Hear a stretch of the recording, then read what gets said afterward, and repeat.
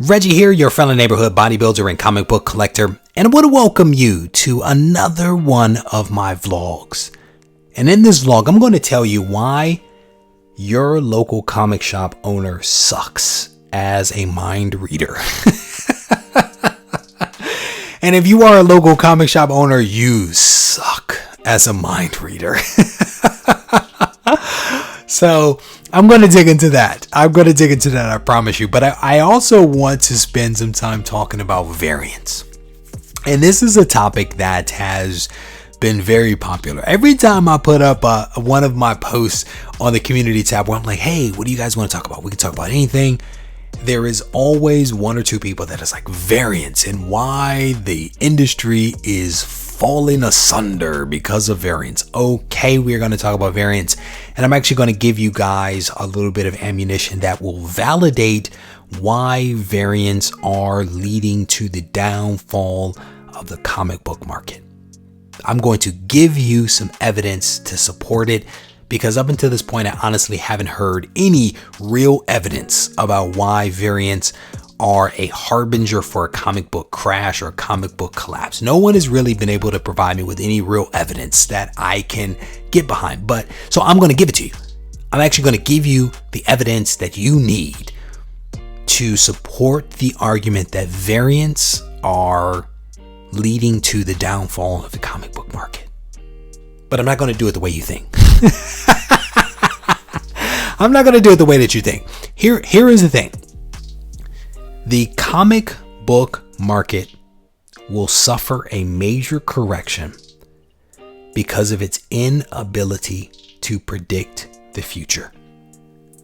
That is why the comic book market will suffer, specifically LCSs will suffer, because of their inability to actually predict the future. Now, here's the thing. No one can predict the future. Not a single one of us can predict the future. We all can try to anticipate and plan for and hedge against the future, but none of us can predict the future. But that is essentially what our local comic shop owners are doing every single week, every single month. They are trying to predict the future. They are trying to predict future demand. They are trying to anticipate things that cannot be anticipated. And I mean, that's a truth. That is essentially the truth of the matter, is that comic shops are confronted with this needs because of the distribution model to order just enough comics to meet demand. Because if they order too many of a particular comics, they will be stuck with comics that cannot be returned. And yes, they only pay like half the money, right, of the cover price, but that's still money. That's still money that they are putting on the table that they potentially will not get back if they overorder. But if they underorder, if a comic shop underestimates the demand, then they are basically forfeiting money, right? Because people are coming in and saying, hey, do you have issue blah, blah, blah? They're like, no, I don't have it. Okay.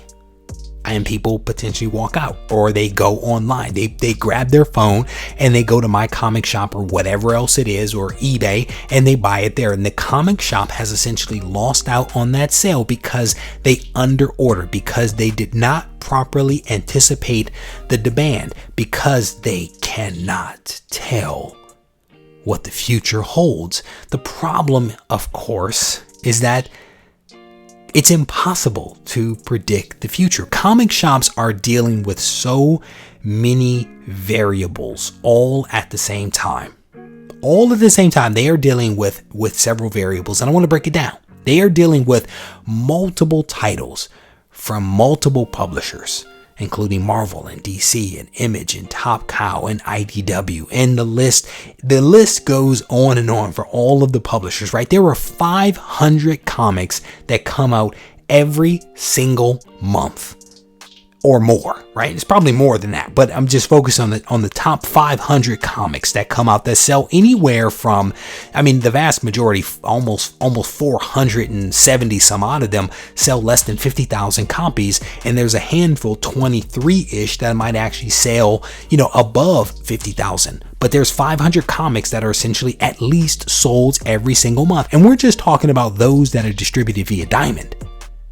Don't get me started on other publishers like TKO Studios, which kind of do their own thing, right? I think you buy directly from them. They don't go through Diamond for whatever reason.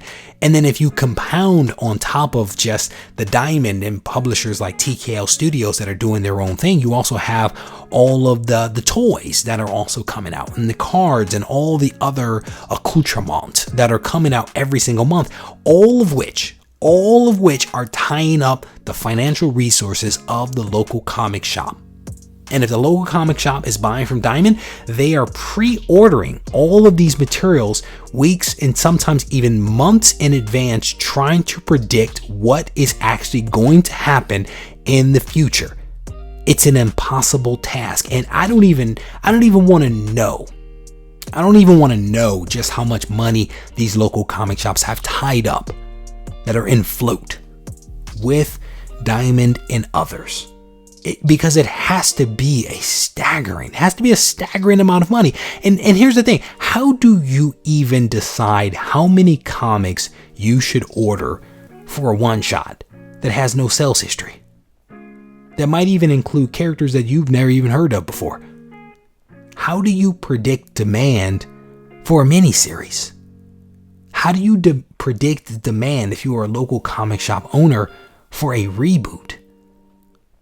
How do you predict demand for maybe a book you haven't even seen the cover of, and all you have seen as a comic shop owner might be who the creators are and maybe a couple of sentences on what the book is supposed to be about?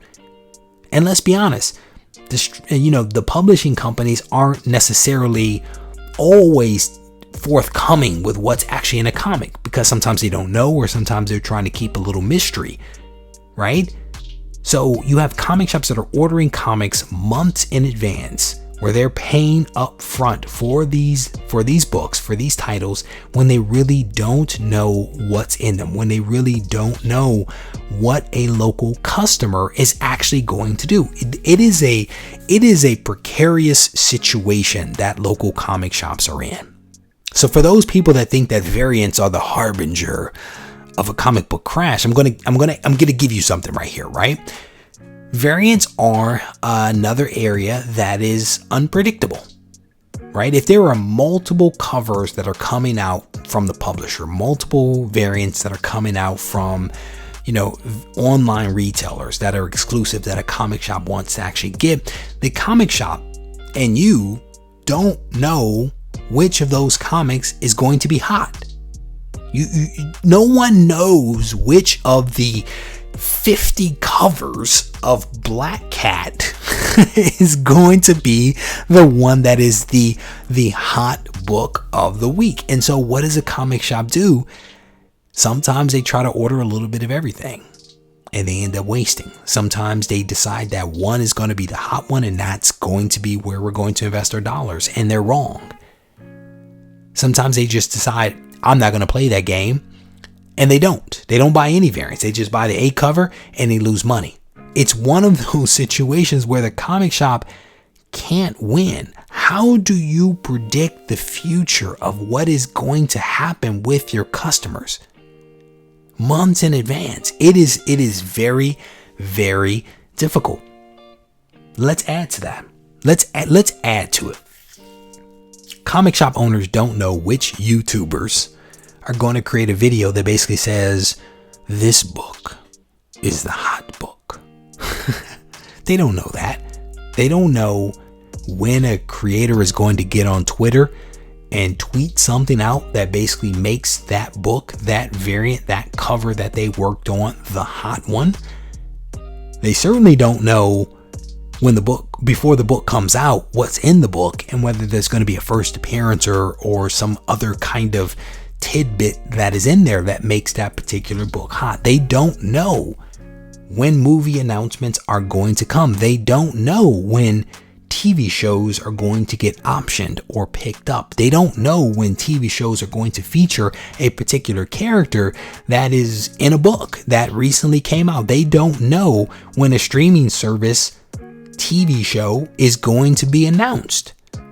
They have no insight into these things that are happening, yet they are out there trying to predict the future. They are trying to predict demand. They are literally taking money out of their pocket and putting it on the table and rolling the dice that they are actually going to be right.